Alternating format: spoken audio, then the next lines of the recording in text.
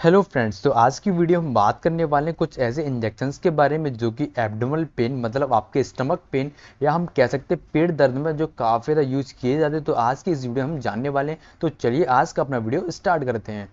तो सबसे पहले हमें यहाँ पे एक बहुत ही ज़्यादा इंपॉर्टेंट चीज़ यहाँ पे समझनी होगी। और आप एक मेडिकल स्टूडेंट है या आप एक मेडिकल प्रैक्टिशनर हैं तो आपको यहाँ पे एक इंपॉर्टेंट चीज़ यहाँ पे पता होनी चाहिए जो मैं आज आपको यहाँ पे बताने वाला हूँ। तो आपको यहाँ पे देखिए जो इमेज यहाँ पे दिख रही है, तो यहाँ पे आपने काफ़ी सारे पेशेंट्स को देखा होगा कि वो अपने स्टमक में दर्द बताते हैं, कहीं किसी एरिया में बताते हैं, कहीं किसी एरिया में बताते हैं। तो यहाँ पे देखिए मैं आपको यहाँ पे एक चीज़ क्लियर करना चाहूँगा। अगर कोई भी पेशेंट है अगर राइट साइड में ऊपर की साइड में दर्द बता रहा है तो उस कंडीशन में जो उसका पेन होता है या उसके लिवर के कारण हो रहा होगा या आपकी गाल ब्लैडर के कारण या किडनी, इन सारी चीज़ों के कारण अगर वो इस एरिया में बता रहा है दर्द, तो उस कंडीशन में इन सारी कंडीशन ये फॉलो की जाती हैं। और अगर कोई भी पेशेंट है लेफ्ट साइड में बता रहा है तो उस कंडीशन में वो पेन है वो उसके स्टमक के कारण हो सकता है या उसकी पैनक्रियाज के कारण होता है या उसके स्प्लीन या किडनी के कारण हो सकता है। तो यहाँ पर उनके डिसफंक्शन के कारण जो स्टमक पेन हो सकता है और इसी के बेसिस पर जो ट्रीटमेंट उसको पेशेंट को प्रोवाइड कराया जाता है। और यहाँ पे देखिए अगर जो पेन हो रहा है, जैसे कि आपको यहाँ पे जो रेड रेड कलर से जो साइन दिख रहे हैं, अगर इस कंडीशन में और इस जगह पे पेशेंट अगर बता रहा है कि इस जगह पे पेन हो रहा है, तो इस कंडीशन में जो पेन होता है वो इंटेस्टाइन में किसी डिसफंक्शन के कारण या यूटेरस या ओवरीज या यूटेरस जैसी चीज़ों में डिसफंक्शनिंग होने के कारण स्टमक पेन होता है। तो यहाँ पे देखिए अगर कोई भी पेशेंट है इस एरिया में बता रहा है तो इस कंडीशन में आपकी अपेंडिक्स से रिलेटेड प्रॉब्लम हो सकती है या आपकी अपेंडिक्स बढ़ चुकी है। जो हमारी लार्ज इंटेस्टाइन होती है उसकी जो लेंथ बढ़ जाती है तो उसको यहाँ पे अपेंडिक्स बोला जाता है। तो यहाँ पे देखिए जो यहाँ पे एक चीज़ है, और यहाँ पे देखिए ये आपको अगर इस पोर्शन में बताया जा रहा है दर्द तो यहाँ पे ये सारी कंडीशन फॉलो होती हैं। आपको यहाँ पे ये सारी चीज़ें पता होना जरूरी था। जो आप अगर मेडिकल प्रैक्टिशनर है तो आपने काफ़ी सारे पेशेंट्स को देखा होगा कि वो यहाँ पे अलग अलग एरिया में पेन बताते, तो इसके थ्रू हम इजीली आइडेंटिफाई कर सकते हैं। तो हम बात कर लेते कुछ ऐसे कॉजेस के बारे में जिसके कारण जो एब्डोमेनल पेन हो सकता है जो कि नॉर्मली आपको देखा जा सकता है।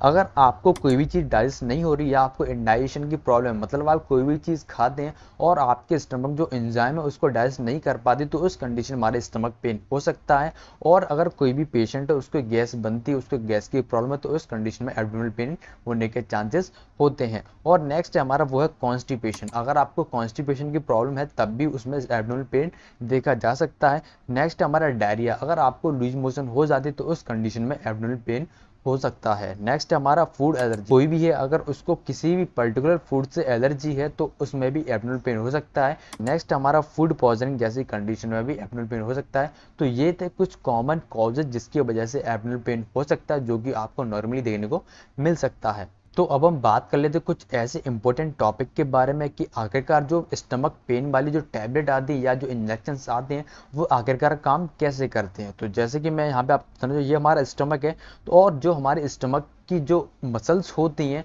जैसे ही हम कोई भी टैबलेट या इंजेक्शन लेते हैं तो ये उसकी मसल्स को रिलैक्स कर देता है और जो हमारी जीआईटी होती है उसकी मसल्स को भी ये बिल्कुल रिलैक्स कर देता है और इससे हमें पेन फील नहीं होता है, क्योंकि ये जो केमिकल मैसेंजर्स होते हैं जो कि हमारे ब्रेन तक सिग्नल पहुंचाते हैं कि पेन होने के, तो उसको ये ब्लॉक कर देता है। इस वजह से हमें पेन फील नहीं होता, लेकिन हमें पेन होता है क्योंकि हमारे ब्रेन तक वो सिग्नल नहीं पहुंच पा रहा, तो इस कंडीशन में हमें पेन पता नहीं चलता है। तो ये थी कुछ नॉर्मल वर्किंग जो कि आपको यहाँ पे पता होना जरूरी था। अब हम बात कर लेते कुछ ऐसे इंजेक्शंस के बारे में जो कि नॉर्मली यूज होते हैं एब्डोमिनल पेन में।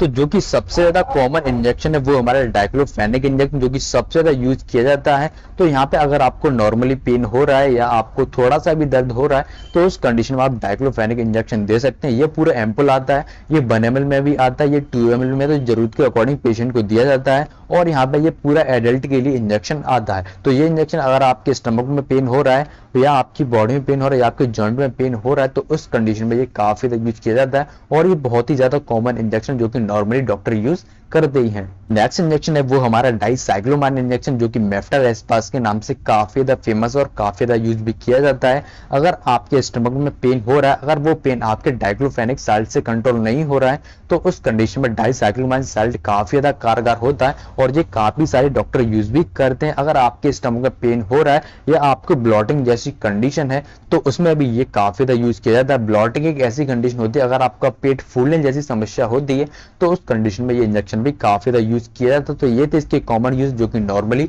इसमें यूज किया जाता है।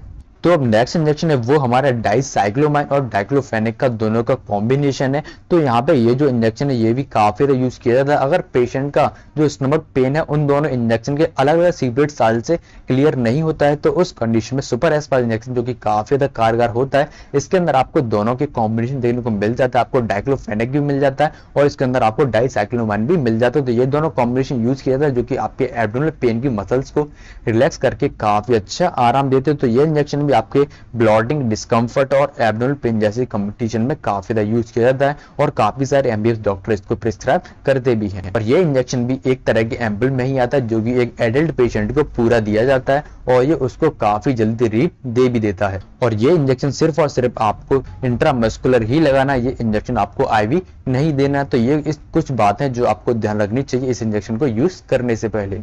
तो अब नेक्स्ट इंजेक्शन है वो हमारा ड्रोटावेरिन इंजेक्शन, जो कि अगर आपका स्टमक पेन उन सारी जो मैंने आपको ऊपर इंजेक्शन बताए उनसे कंट्रोल नहीं होता है तो ये इंजेक्शन भी सबसे ज्यादा यूज किया जाने वाला इंजेक्शन है जो कि इमरजेंसी कंडीशन में भी काफी ज्यादा यूज किया जाता है, जो कि आपके एब्डोमिनल पेन में काफी ज्यादा यूज होता है। और जो कि फीमेल्स होती है उनको मेंस्ट्रुअल पेन में जो पेन होता है तो उस कंडीशन में इसका काफी ज्यादा यूज किया जाता है। अगर आपके स्टमक में पेन हो रहा है, अगर आपकी किडनी में स्टोन है तो उसकी वजह से अगर आपके पेन हो रहा है तो उस कंडीशन में इस इंजेक्शन का काफी ज्यादा यूज किया जाता है, क्योंकि जो इस ड्रोटावेरिन साल्ट है जो मैंने आपको ऊपर इंजेक्शन दिखाया था उनसे काफी ज्यादा कारगर है और काफी ज्यादा यूज भी किया जाता है। और ये हॉस्पिटल्स में सबसे ज्यादा यूज किया जाने वाला इंजेक्शन है जो कि इमरजेंसी कंडीशन में काफी ज्यादा यूज किया जाता है।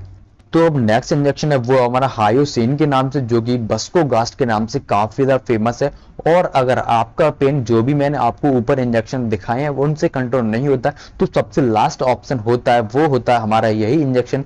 ये इंजेक्शन किसी ना किसी कंडीशन में आपका एब्डोमिनल पेन कंट्रोल कर ही देता है, क्योंकि ये काफी ज्यादा हैवी इंजेक्शन होता है जो कि इमरजेंसी कंडीशन में सबसे ज्यादा यूज किया जाता है। अगर आपका ड्रोटावेरिन साल्ट से कंट्रोल नहीं हो रहा है तो उस कंडीशन में डॉक्टर हायोसिन साल्ट का काफी ज्यादा यूज करते हैं और ये काफी ज्यादा यूजफुल इंजेक्शन भी है जो कि इमरजेंसी कंडीशन में सबसे ज्यादा यूज किया जाता है। जो कि आपके एक्यूट पेन है या आपको सीवियर पेन है तो उस कंडीशन में इस इंजेक्शन का काफी ज्यादा यूज किया जाता है।